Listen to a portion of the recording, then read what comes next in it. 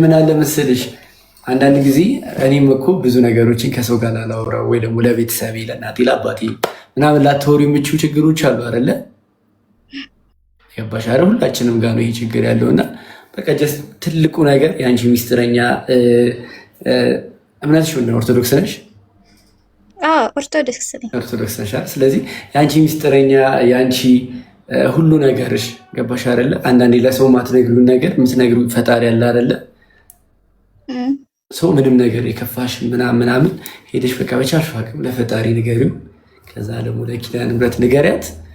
ጊዜ ይፈጃል እንጂ ሁሉም ነገር መስተካከሉ አይቀርም። እሺ ኔት ግን እኔ በጣም በዛ 3 ዓመት ሞላው። አይ ነው ይኸውልሽ፣ የሁላችንም ብዙ ነው እያልኩሽ ነው ያለሁት። የሁላችንም ችግር የአንቺ ችግር ለአንቺ ነው የከበደው፣ የእኔ ችግር ደግሞ ለእኔ ይከብዳል። አሁን ምናልባት እኔ ብትይኛው ምን ይሆንኩ ይመስልሻል? የጎደለኝ ነገር ያለኝ ይመስልሻለሁ? እስኪ መልሽልኝ። በዚህ አትመስልም። ስለ ሰው እኮ እንደ ሁኔታው ሰው ስትስቅ ፊት ለፊት ነው እንጂ ኋላህን ላይ አይችልም። በእርግጥ ልክ ነህ፣ እሱን እረዳለሁ። አየሽ አሁን ለምሳሌ አንቺ ስትይ እኔ ምንም ነገር የሚያስፈልገኝ ሰው ምናምን ምንም ነገር ያልጎደለኝ ሰው ምናምን ነው መስልሽ አይደለ? ግን ያ አይደለም። አረዳሽኝ? እዚህ ጋር ስንመጣ ሁላችንም እዚህ ጋር የምናሳየው ነገር እና ከኋላችን ያለው ነገር የተለያየ ነው። ገባሽ?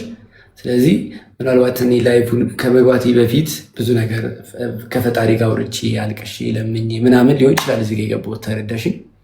ትወጣ ደግሞ ላመሰግን ምናምን ይችላል። ስለዚህ እዚህ ጋር መሳቂን ሳይሆን በጀርባችን ሁላችንም ችግር አለብን። ግን ደግሞ የአንቺ ችግር በሰው እጅ የማይፈታ ከሆነ ሊፈታ የሚችለው በአንድና በአንድ ነው፣ እሱም በፈጣሪ ብቻ ነው። ስለዚህ መድኃኒዓለምን ሁሌም ችግርሽን እንዲፈታልሽ ለምኚው። ጊዜ ሊፈጅ ይችላል፣ ግን ይሳካል። እሺ በጣም አመሰግናለሁ። እውነት ዩቲዩብ ላይ ምናምን እከታተላቸዋለሁ። ያው ተቆራርጦ ቲክቶክ ላይ ፖስት ሲደረግ እነ ሩታ ጋር በጣም ነው የምወዳችሁ። የምር ማለት ነው። በጣም በቃ ሪል የሚሆን ድራማ ማለት ነው። የምር በጣም ነው የምትመችኝ። በጣም ነው የምወዳችሁ። በጣም የምር ነው የምወዳት። በዚህ አጋጣሚ አንተንም በጣም የምር በጣም ነው የምትመቸኝ። እኔ ብቻ ሳልሆን አለኝ ሪል ጓደኛ አለኝ እና በጣም የምታዝናናን ማለት ነው። በጣም ነው የምንወድ።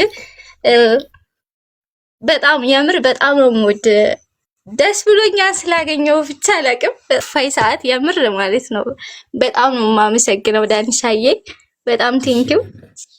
እኔም በጣም ነው የማመሰግነው። እግዚአብሔር ይመስገን ባንቺ ውስጥ እንዲመወደድንም ስለሰጠኝ በጓደኞችሽም ውስጥ እንድወደድ ምክንያት የሚሆነው እግዚአብሔር ነው። እኔ ምንም ሰርቼ አይደለም እና አመሰግናለሁ። እሺ የእኔ እናት ቴንኪው። ጸሎት አድርጊ። በእርግጠኝነት ከትንሽ ቀን በኋላ መጥሽ ደግሞ ዳኒ አየ እግዚአብሔር እኮ አስተካከለው እንደምትይኝ ተስፋ አለኝ።